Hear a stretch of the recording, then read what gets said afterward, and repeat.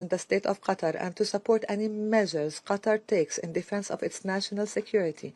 We call upon the Council to immediately take a decisive decision to deter Israel and stop its war against the Gaza Strip and the countries of the region, and to confront the state terrorism by Israel before Israel sends the region into a regional war that no one can afford.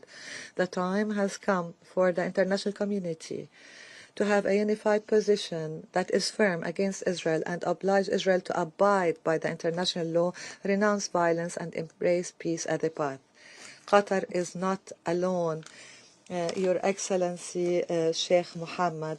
Egypt and national security are all at the stake, and thank you, Mr. President. I thank the representative of Egypt for the statement. The representative of Pakistan has asked for the floor to make a further statement. I give them the floor. Thank you, Mr. President. I am obliged to take the floor to respond to some comments. The representative of Israel perhaps did not listen attentively to all council members and other speakers in today's debate. And in our view, it is unacceptable, indeed ludicrous, for an aggressor, an occupier, a serial violator of UN Charter and international law, that is Israel, to abuse this chamber and disrespect the sanctity of this council. And this is not the first time. And by pointing fingers on others, baseless assertions primarily aimed at masking its own illegal actions and violations of international law. President, but that's not at all surprising. It is an occupier that does not listen to anyone, that does not pay heed to any advice, even from its friends, if there are any left,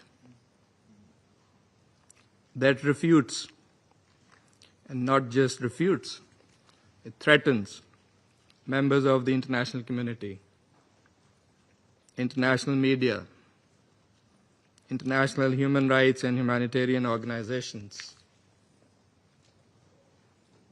doesn't listen to the ICJ or the ICC, and threatens the UN and its senior officials.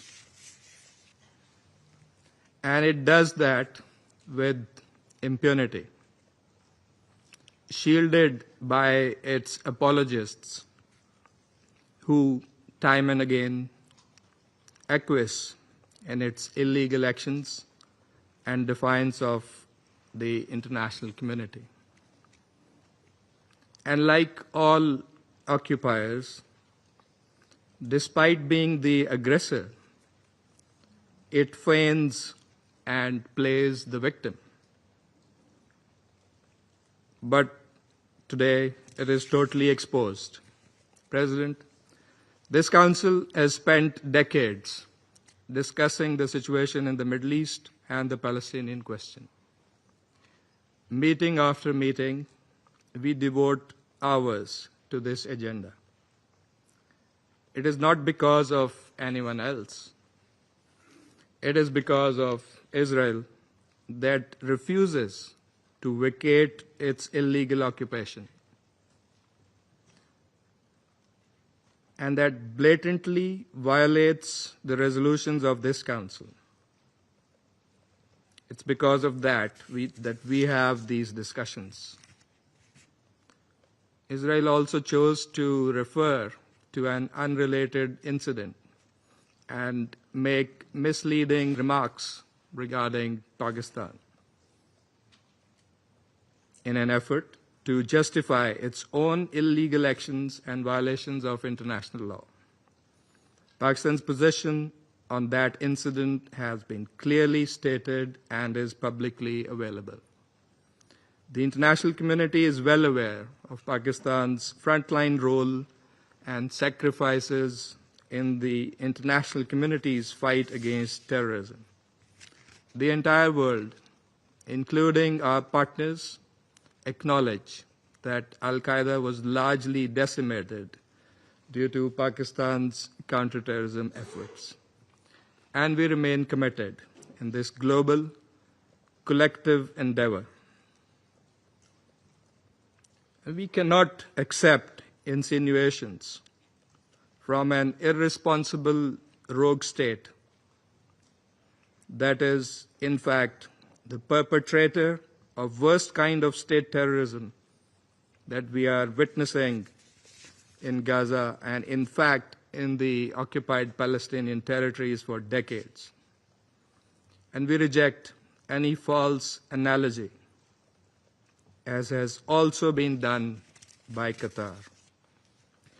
For whatever way it interprets the statements in this Council, the occupying power must go back and read carefully the statement issued by the Security Council today. And let me read it out loud here. A statement that normally should have been stronger, but nevertheless it has been unanimously adopted by the Council. The members of the Security Council expressed their condemnation of the recent strikes in Doha, the territory of a key mediator, on 9 September. They expressed deep regret at the loss of civilian life. Council members underscored the importance of de-escalation and expressed their solidarity with Qatar. They underlined their support for the sovereignty and territorial integrity of Qatar in line with the principles of the UN Charter. Council members recalled their support for the vital role that Qatar continues to play in mediation efforts in the region and alongside Egypt and the United States. Council members underscored that releasing the hostages, including those killed by Hamas, and ending the war and suffering in Gaza must remain our priority. In this regard, they reiterated the importance of the ongoing diplomatic efforts of Qatar, Egypt, and the United States, and called for the parties to seize the opportunity for peace. That is why we are here this afternoon in this Council. I thank you. I thank the representative of Pakistan for the statement. The representative of Israel has asked the floor to make a further statement. I give them Thank the you, floor. Mr. President. You know, if the distinguished colleague from Pakistan wanted to read the statement, he could have done it at the beginning of the session. But I want to refer to your words.